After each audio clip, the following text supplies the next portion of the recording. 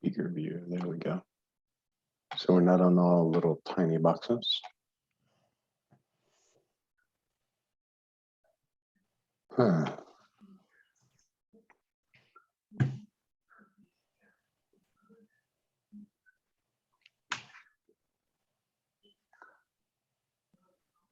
So one thing, Maharaj's birthday was July 8th. I'm not on WhatsApp anymore. Otherwise, I would have shared the images of what goes on in the ashram and the celebrations and all that. And since I'm not on WhatsApp, I don't get that kind of stuff anymore.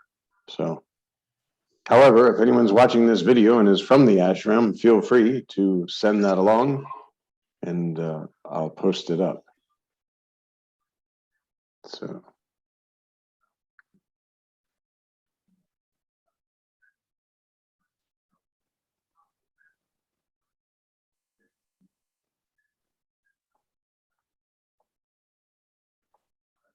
Yeah, it was actually kind of strange because that was the first year that I didn't do anything. Like I was sitting there and I said, okay, Master, I don't seem to be doing anything to like make a video or do anything. And I don't have any videos from the ashram. So I am, I don't know, move me in the way you wish. And nothing happened. So I said, well,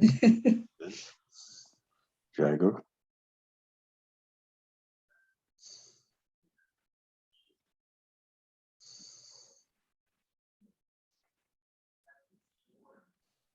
There's Rami. Perhaps he has some insight.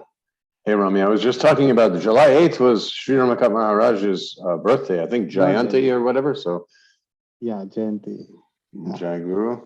I'm not on WhatsApp anymore because normally I would be on WhatsApp and I'd get a bunch of videos and stuff and splice them together and then upload them to YouTube. But I'm not on WhatsApp anymore. I didn't do that. Thanks to your employer. Yeah. Yeah, I mean, the House of Representatives won't allow WhatsApp on the phone. That's a very, but I mean, whatever. It is what it is. There's a lot of security vulnerabilities. Yeah, I've heard there's issues about it, yeah. Yeah, so. Yeah. But I'll forward I didn't check recently. I'll see the videos, photos, I'll forward to you. Okay. That would be great. If you can put them in the folder that you still have set up, right? Yeah, perfect. I can upload them. Yeah. Perfect. Because I like seeing them and then also I like sharing them with everybody, especially, to praise Maharaj. That's of course, that's praising the body in which Maharaj was using, but nonetheless, still, it's important. Like, there's the within the body-based illusion. This isn't a nice thing. This is very nice. Devotion after realization. Exactly. I mean, I have pictures and I bow to Master, I don't know, 10,000 times a day, probably. That's no exaggeration because always, there's one behind here. I'm working from home. I get up to go do something. Thank you, Master Jai Guru. And then in the evening time, bowing to all the masters. And then, of course, just any time you want to sit there and drop back into the sense of presence and know, oh, there you are, my Master, Jai Guru. Jai Sadguru. And no need to buy a ticket to India and travel to India. So Master is here. So I remember this thing. I was moving to Bangalore from Mumbai. So I went to Maharaj. Maharaj, I'm going to Bangalore now. Maybe I can't visit you weekly once. Then Maharaj said, Sadguru is there wherever you are. Yes. So Sadguru is like the sky, he's everywhere. So don't just do the Naam Mantra and clear that separation. I'm there with you. That was very profound, I still remember. Yes. When Maharaj gave that mantra, right, I still feel, that the feeling when he said that mantra in the ear, right? That feeling is still there. But the difference I see is, you have the exceptional devotion. That kind of devotion, I don't know, John, I don't feel. But I have immense respect that comes here and there and goes, but the devotion. See, I met Maharaj formlessly before I met him in form. I talked about that before. Okay, yeah, I am. Because of my kind of life journey, whatever you want to call about it, there was a need to surrender so that my life would stop being so disastrous. So the concept of surrender came through a program. And then that allowed me to sense that subtle sense of presence. And I started saying, okay, I'm identifying this subtle sense of presence as a power greater than myself. This is God now, as I understand God. And so I would remain, and all the time when I'm saying my prayers, it's prayers to this. I would feel this, I would sense this. And I was guided by this. Like in the beginning, I lived kind of a wild, crazy life before I came through this whole door. And it was surrendering to the presence. And literally I learned to like glide along, like presence would just be the rails, and I would just run along the rails. And there was no longer an option to like go left or right. I went with the presence. And because I was very kind of selfish in that I loved that sense of presence. So anytime I would do anything outside of that sense of presence, I would stop feeling it so strongly. And I'd say, oh, no, back in line. And eventually that presence took me to India. It was, and you can see, it's not just like making up stuff. You can see on the journals that when I was going to India, I absolutely knew I am going to India to meet this presence. And because there's a body form, to bow to the feet, number one, to thank for like, how did this happen? Like, how did this amazing, wow. And to bow to the feet, to thank, and to get rid of whatever was left of me. I really didn't want any more of me. I wanted to bow to my conception of God and surrender everything. But it was nice because it came as a sense of presence. And then Maharaj, as he was saying, you are not body, you were not body, you're not going to remain body. And I remember it was like, so this is myself. At first, it was my own conception of a power greater than myself. But now, this is myself. This is not myself. And myself is in every being. That's selfless self. Because when I first came to Maharaj too, I remember he was saying like, don't go to any other masters and all this. And I thought to myself, gotta be careful with this. Because this guy's already trying to like put me, don't talk to any other masters and this. But that's not what he was saying. That was still an egoistic sense of self that was hearing him say, don't go to other masters. What he's saying is, you've reached the final destination. Now, if you're at the final destination and you decide to walk across the tracks and get on another train and take another ride, that is the most stupidest thing you could possibly do because you're at your destination. That's why Maharaj talks about going to Nashik and throwing away the map. I'm at Nashik now. Why do I need a map to get to Nashik Ashram? I'm in Nashik Ashram. Okay. That means like this devotion is not just the response of memory or the response of sensory experience. It is deeper than that. So it originated in the dissolution of the separatedness. It originated within, and everything was surrendered to that. And like I said, I guess if you talk about the body-based existence, I was very blessed because I lived a selfish, self-centered life that was really off the rails. And I didn't know any other way to live. And when I came into this, I was absolutely done with the world. I was absolutely ready to surrender. I mean, I've talked about before, when Muji was talking about shaving heads and stuff like that, I told my boss, there is a high chance that when I go to India to see Maharaj, I might have to shave my head. And I'm going to do it because whatever Maharaj is asking, he is that, and I will do as he asks. But it wasn't like that, of course, because it was the real spirituality, not the impractical kind of let's make a show of spirituality, wear beads and bow, because that's how I came to Maharaj. Wear beads, bow, dashiki, crazy shirts, and long hair and the beard, and even my boss said, I'm afraid you're going to come back like Moses with a staff, Here you are going on your spiritual journey. You're going to come back with like a staff and a longer beard. But I actually came back normal. I came back because I didn't have to pretend to be spiritual anymore. I was spirit. I knew this. I was selfless self. The body really had nothing to do with anything other than it was a way to know myself in a real sense and surrender any ideas that the body may have lingering on it to the selfless self. Don't be concerned with this body because you're not body. Here, I would like to ask a question. Yeah. So,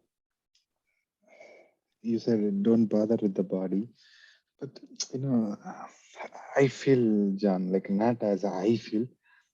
There is a feeling. Sometimes suddenly I just, without any effort, I just feel just quietness and just, I don't know, like if I just think about it, I can't even describe about it.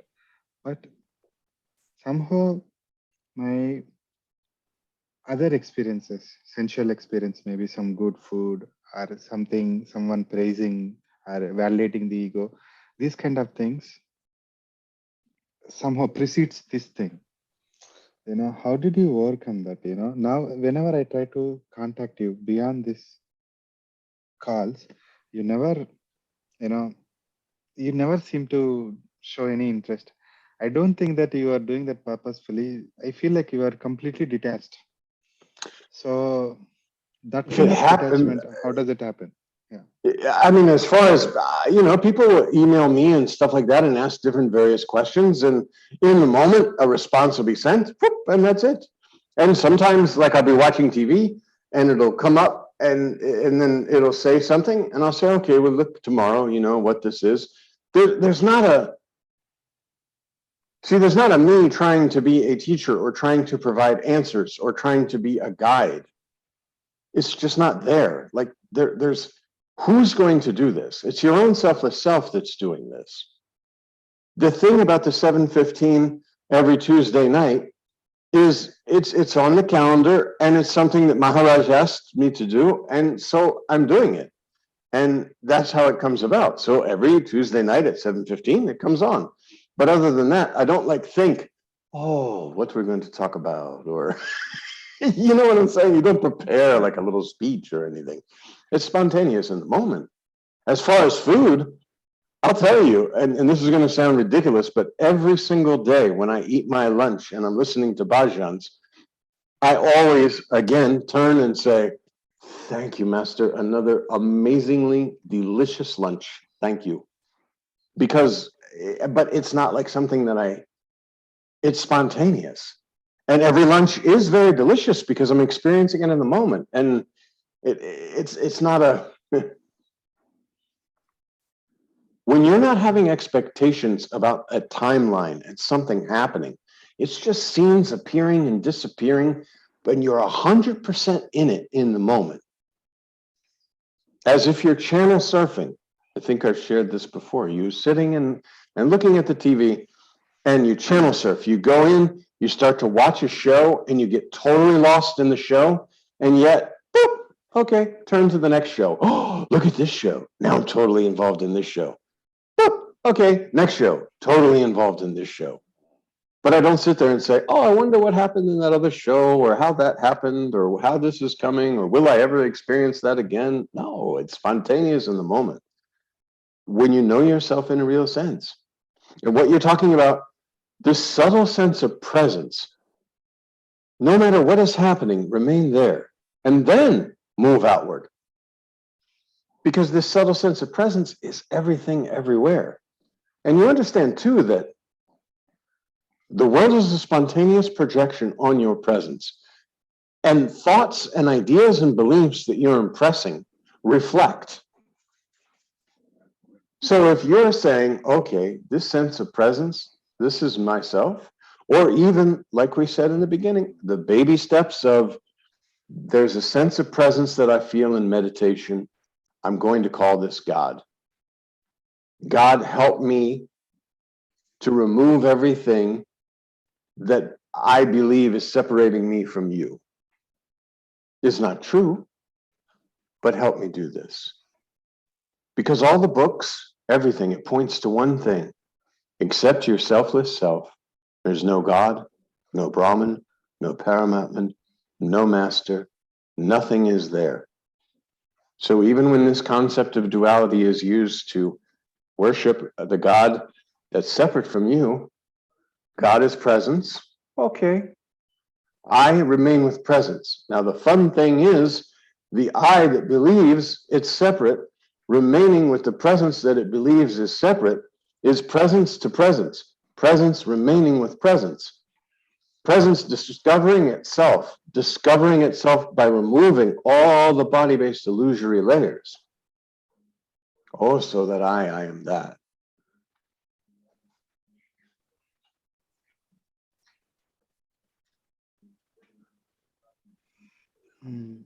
Yeah, in your previous example, the channel surfing, right? Yeah, so the characters in the TV series or whatever I watch, they make me they may think like they're real, and they start affecting me when there is some kind of identification with that. Okay, I like this character or this kind of thing happening. But sometimes I just there is just watching, you just see, okay, there are two things are happening. They seems that they are connected, but they are not connected. You just see very non-objectively. At the time, it is just a passing show, like something happened, you move on to the next thing without any baggage of that into next moment. So I think the crux here is that indulgence as self in the moment. That's the difference factor. If it is not there as indulging in the moment as a self, it is just be. Yeah, just remain with your selfless self. If at all you want to compare yourself to sky or space. One nice, if you want, quote, exercise is to sit while you're watching TV and glance down. Like I keep my feet up in my recliner, and you can look down and see your legs and all of this and understand that I have nothing to do with this. Like that you feel this, you know this, you can see. Look, these hands. There's nothing there that says, these are my hands. And from this position, you can look out a window or whatever. How can this that I am be affected in any way by this world? And not only that, how can this world be anything other than an appearance in myself?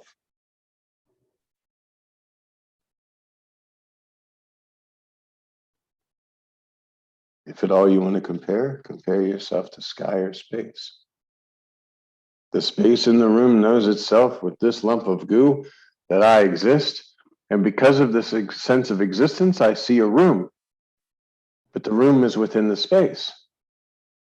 And even the space in the room is not separate from the space outside the window. I'm on the 10th floor, but there is no difference between the space outside and the space inside.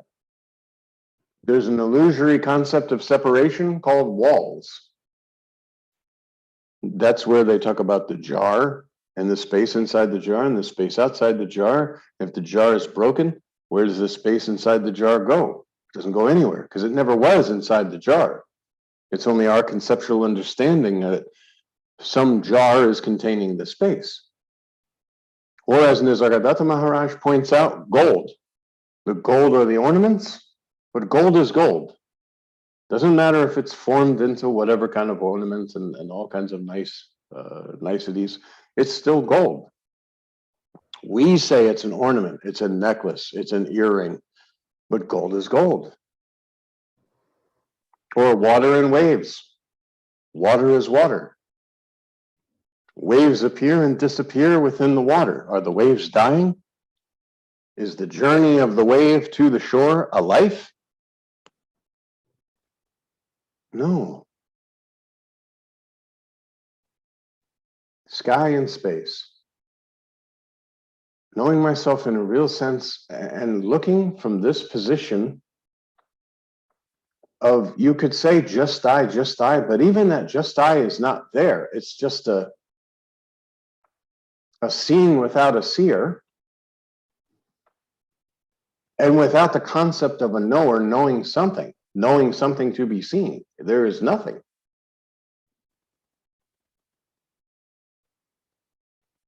And then you can even in this place ask yourself, okay, who's born and who dies? And as you're looking out, it's like, not me. It has nothing to do with me. The illusory appearance that seemingly is real, much as a dream. Objects are appearing and disappearing, and they're animated and they move about, but that's not me. Even this object that I appear, or at one time believed myself to be, when this is no more, where do I go? It's not possible. Even trying to use concepts, knowing yourself in a real sense,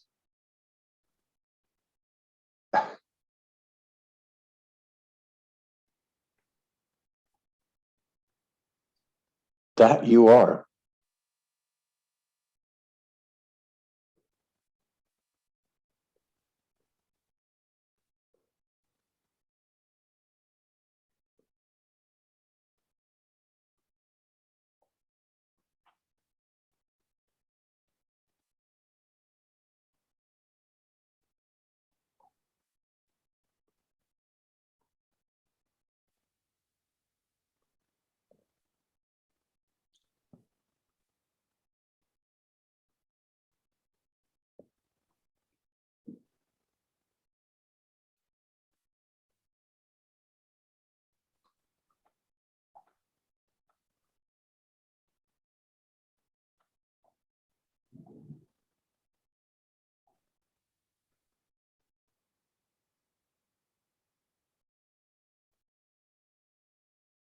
I just had a question. I asked it, but I didn't realize I wasn't plugged in. Okay. Could you say that the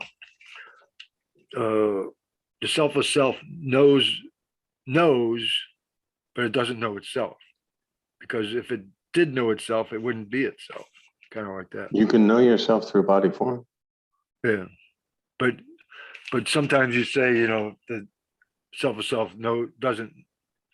it has no knowledge of itself. So that's what I'm. When there's no body form, there will be no sense of existence, because there's no sense of duality and I exist. There's just that. Only within the illusory kind of bubble of illusion